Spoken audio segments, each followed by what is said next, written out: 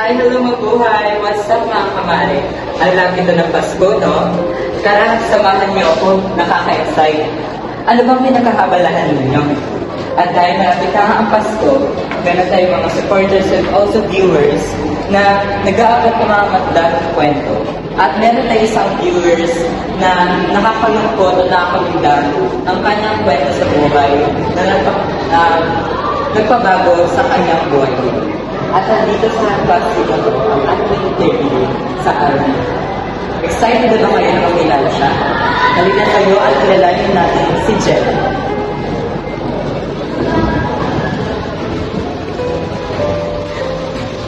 Hey po. Hello po. Pwede mo po ba kayo interview? I'm Alex. So this is Jella. Ang ating interview for today's video. By the way, Jella, nakwento mo sa akin ang iyong backstory ko sa bullying. Pwede bang makwento niyo ang karanasan niyo sa bullying? Magandang umaga po. Ako po si Julian Asal. Isang mag-aaral mula sa Tekman sa senior high school. Madalas po ako nabubuli dati lang sa iturang po. Tinatawag ko nila ako. Pinatawag po. Nakakawala po ng confidence. Nakatiwala sa sarili. Kasi po sa pambubuli po nila. Namangusip po ako ng buong school year. Inis ko lahat ng pambubuli po nila. Mahirap po makitang kaibigan ng asawa. Sa mga klase ko po, saka tingin ko sa labas ng school. Kahit saan po ako magpupunta, talaga lang po yung pambibili ng mga kasi hindi ko po maiwasan ang wala sa isip ko kung paano nila ako pinupusya. Kapag tumitingin po ako sa mga tao, hindi ko po nagtatawanan nila ako.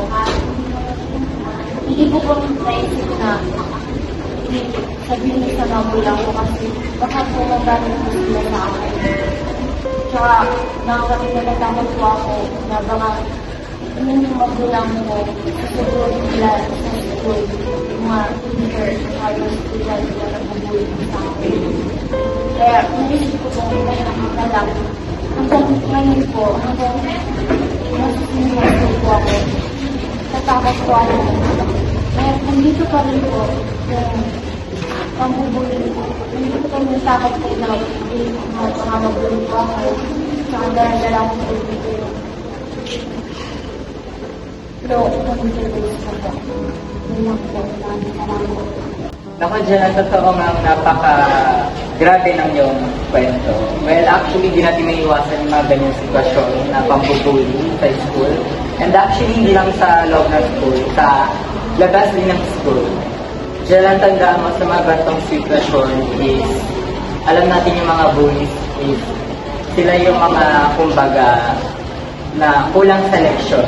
And kailangan natin gawin sa mga gantong situation is, turuan siya ng leksyon.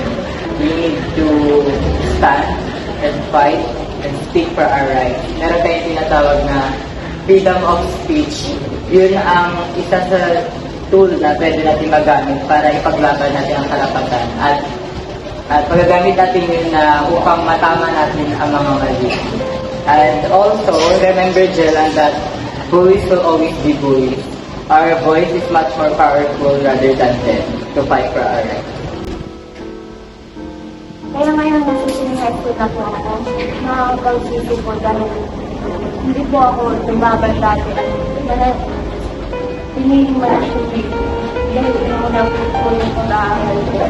Yung ngayon po, natuloy na po ako lumaban at i-stand po yung sarili ko para hindi na po ako ulit. Maraming salamat po. So, ayun, Jelan, maraming salamat din. And sa mga nanonood, sa mga gantong sitwasyon, lagi natin tandaan na matuto tayong tumayo at lumaban sa ating mga sarili. At matuto din tayo na alamin ang tinatawag na freedom of speech. Magagamit natin ito upang labanan ang ating mga karapatan.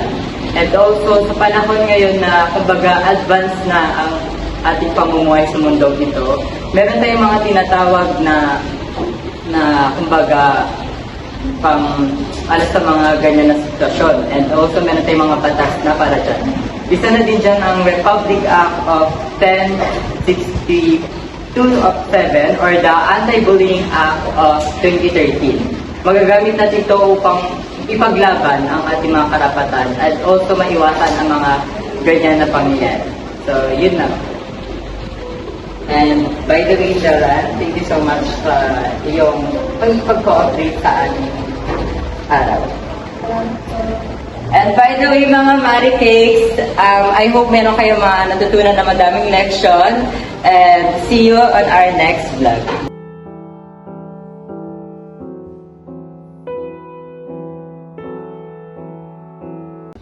Magandang umaga mga kumare. Kumusta kayo?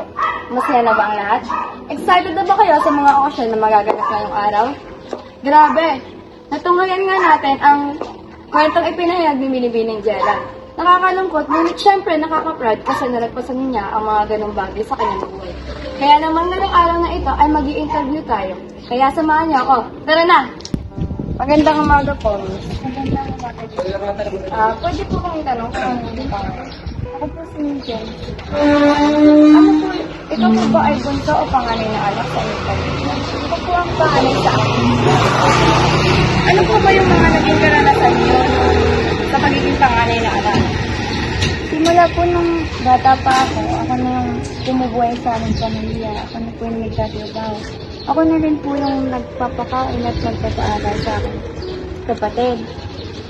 Ako po ang umako ng lahat ng responsibilidad ng ating mga magulang. Dahil sila po ay puro piso, araw, sibay po, ganyan. Okay, maraming salamat po dahil pinahintulutan niyo po kami ngayon dito na ma-interview kayo ngayong araw. Gusto ko lang sabihin para sa lahat ng mga magulang, kung mahirap naman po yung buhay natin, huwag na po kayong mag-anak ng sobrang rami para ibigay niyo yung responsibilidad sa inyong mga panganay na anak. Dahil alam naman po natin na sobrang marami po silang pinagdadaanan at napapressure po sila. Kaya naman, para sa mga anak din po, gusto ko lang sabihin na huwag po natin i-pressure masyado yung ating sarili dahil makakaya naman po natin lahat. Parang enjoy na lang po natin bawat araw na meron tayo. Maraming salamat po sa pakikinig ngayong araw. Sana ay marami kayong natutunan. Hanggang sa susunod, paalam!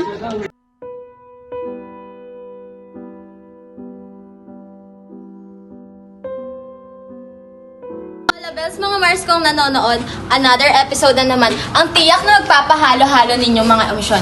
Panigurado, excited na naman kayo makarinig ng kwento, no? Handa na ba kayo? Tara na, tawagin natin ang ating mga kasama ngayong araw para ikwento ang kanyang naging karanasan sa trabaho. Na panigurado ay may mapupulot na naman kayong mga aral. Magandang umaga, Ali. Bumati ka muna sa ating mga manonood. Magandang araw po sa inyong lahat.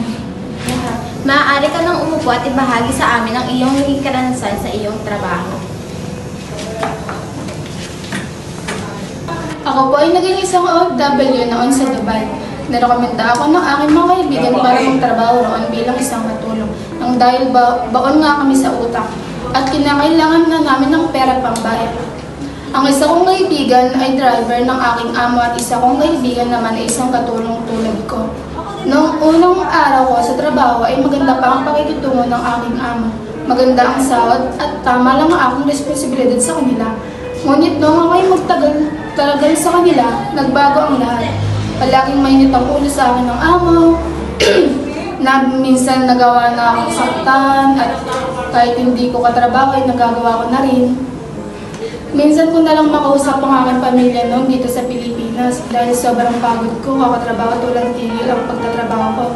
One time nga dahil sa sobrang sakit ng buong katawan ko, hindi ko na magawang kumain dahil sa hirap at di ng aking mga gawa sa akin ng aking amo. Hindi ko na alam kung anong nangyari, anong mali ang nagawa ko sa pangyayari, itong mga to sa akin. Pero isa lang tumatak sa isip ko at naging aral para sa akin. Na huwag mo nga hayaan na tapakan ka ng ibang tao kung kaya mong babangon para sa sarili mo. You need to be a better version of yourself. Be a better person. Sobrang Sobrang nakaka-touch naman po pala ang kwento ng ating guest ngayon. Well, sana may natutunan ng ating mga manonood at sana ay maging aral sa inyo itong istorya na to at magsilbing inspirasyon sa ating lahat.